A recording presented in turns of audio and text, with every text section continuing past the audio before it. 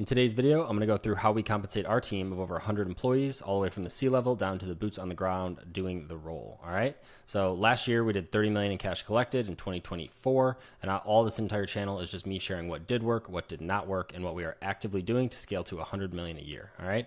And I do this so I can attract top talent, opportunities, and build a network. So let's get into it. So first thing, all these purple boxes right here are essentially people who are KPI performance driven. Okay. So everyone's going to have a base of what KPIs they need to be doing. Like, are they doing a good job? But the purple ones are where it is connected to their comp. Okay. And even when building this, I was like, I need to do this in more places, and I'll go into that. But just starting over here in marketing division. So we have our CMO, who is a new role for us. So far, we've actually always run that internal to us. So CEO and co-founder was always running marketing.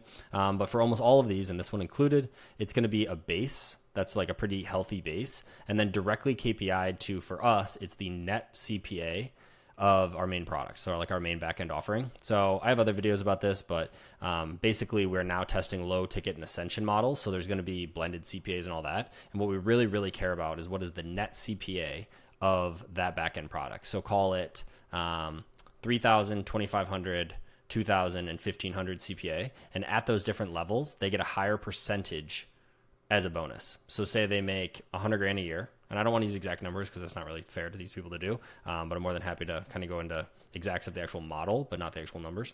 So let's say it's 100K as a salary. Then when they hit the first threshold, they'll get 20% as a bonus. And we do that out in a monthly basis. So we do that across all these for our KPI driven for the bonuses or for the additional compensation. So let's say it's 10K a month. So they're going to get that no matter what. Then we're going to say 20% additional will come if they hit this threshold. They'll get 40% additional. They'll get 60% additional, 80, all the way up until they can make almost like double their salary.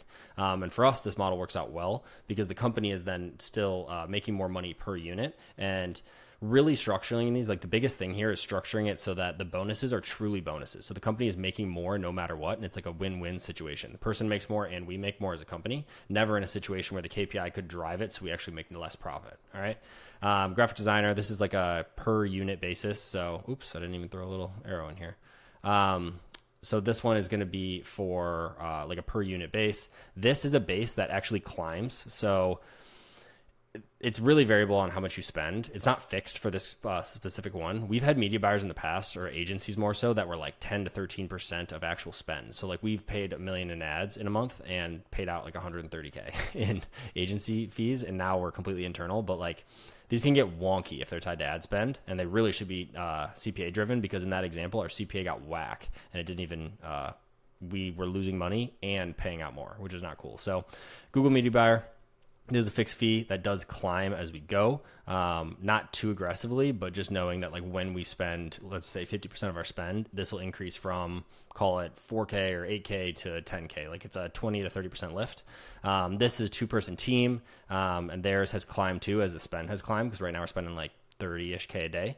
Copywriter, this is an OG for our company and has been there when we were just doing like random needed one-off stuff, to now he writes 2 a day emails, all of our copy, all of our stuff. This is again just a flat one that has climbed over time and kind of stays. So all these ones that are just like this are essentially like project-based work and normal salaried roles that will climb with continued proper stuff. So they all do have KPIs. It's just their comp isn't directly tied to it. So like this one, for example, creative director fully leads all of our organic, and it does make sense to figure out a way to tie them to that. We just haven't yet. And that's on me. And that is something we've identified. And like me making this chart even is extremely helpful to me to be like, yeah, this one definitely can be, this one kind of can be, these definitely can be. So stuff like that, where there's huge opportunity. And none of this is me saying this is the right way to do it. This is just how we currently have it set up and have. So over to here, CTO, COO, I don't know. This is me. I don't know what you want to call it, but I hate titles. I really hate titles. So I don't even know why we have all these, but people like them. So mine here is variable directed on profit as owner equity, right? Same with the CEO up here. Senior tech lead. This is an interesting one, and I need to figure out a good way, because this is like my department. in some way, shape, or form. Right now, it's a healthy salary. And then when there's like cool big projects that we can directly identify that made a lift, whether that's in efficiency and so savings, or a lift in things like more revenue, like the app not book sequence, increase more bookings, that we have given random bonuses and one-offs, which I believe is very helpful, but it's like inconsistent. And I don't like that. I don't think it's fair for the person fully. But there's a rock star on our team and it's continuing to take more role. And as that role climbs, I think that this needs to be in a pocket of a way to earn like a profit share pool. So we'll see how this evolves over time. This flat fee, that's monthly. All right, now into sales. So currently our closer manager is really our sales director, but only manages the closers. So this is kind of like a little future state of a model, but this is the same person. And then this is a brand new person for us, setter manager. And I'm kind of like leading at some level right now, just because a lot of it's technical and operational to get it all off the ground. And then from there, they're a super strong leader, so they'll be able to run their whole own thing. That's why the arrows are here. So these two are both going to be flat, and this is what market is right now of March of 2025. So market is a healthy base again, so call it 8 to 12K, depending on your person, who knows, and then heavily on performance. So performance for this being their department, new revenue. So like a setter manager would make a percentage of revenue on the new revenue generated, which for us is we consider in the first 30 days of, so call it 1%, 2%, like people do different numbers, but it could be 1% of all new revenue generated. So if there's $1 million that's collected, then they'll get a 10K, $1 million across the month in cash collected that's new, that comes from setters, they would get 10K. Right. So you have to bake this in your whole overall models, but this seems to be pretty on par. A big thing to think about, and something that we ran into, is when we get too big, or not too big, but like as you scale, some of these can get like crazy high. And I've heard people talk about this before, and other big owners when we're at like masterminds and stuff that talk about how their C level doesn't really get above like the 300-400 range, which is interesting. So our team got paid really well last year when we did 30 million, like really well. So some of this has tweaked a little, but a majority has stayed in place just because these are the team that we had. So that's their setup. Setters, same thing. It's going to be a low base. These for us are W-2. These are 1099 just because they're completely different roles and they have different churn and they have different responsibilities. So you're allowed to segment those out. But for us, this is a low base and then a percentage of set. So we have these split out into two. So we have auto set versus self set. So auto set is something that we're going to direct book with them through marketing. So after someone buys low ticket, they auto book into a call for an implementation call. That's an auto booking. And we can do 30 of those a day right now while testing, or 15 to 20 of those a day is more accurate. But those are a lower percentage than the higher percentage, which is if they mine the CRM, they make 100 dials, they get someone on the calendar with the closer, and then they close. That's more effort, more work. And for us, that's how we're currently structuring it. I'll see if this sticks. We might just go to one flat fee that's kind of blended, but in current state, that's how it is. And then closers, I made a whole nother video on this on how we pay closers. So it's different percentages based on kind of like their performance seniority. So like where they're at over a trending amount of range. Basically, like if you're in the top tier, you make 10%, 9%, 8%, and then all of them are W-2. So they make 44, 45K a year and benefits and all this stuff. So sales ops manager is essentially someone who's like in here doing a lot of the admin level detail, managing in that way. And this one is same thing. So like a salary that climbs based on performance and company growth. But right now we're stagnant / down. And because of that, like a lot of these roles aren't growing because they don't have direct KPIs that drive revenue, that drive efficiency that you can track. And like, that's on me to figure out. And a reason I put this together was because I want to figure out how to compensate everyone based on KPIs that are only upside for the company and only upside for them. So where they can control a KPI that they can get bonused on, that isn't going to hurt, that is part of the growth. If they make the company another $1 million, they get 50K of it or whatever the numbers are. But we need to figure that out at a better way to compensate the team because we got fat and happy, no doubt. So chief of people, there's another equitable profit share position. So this one is overarching to the entire company. In their department, CS manager, salaried role. These all across basically bases. Oops, didn't mean to put that arrow. Bases.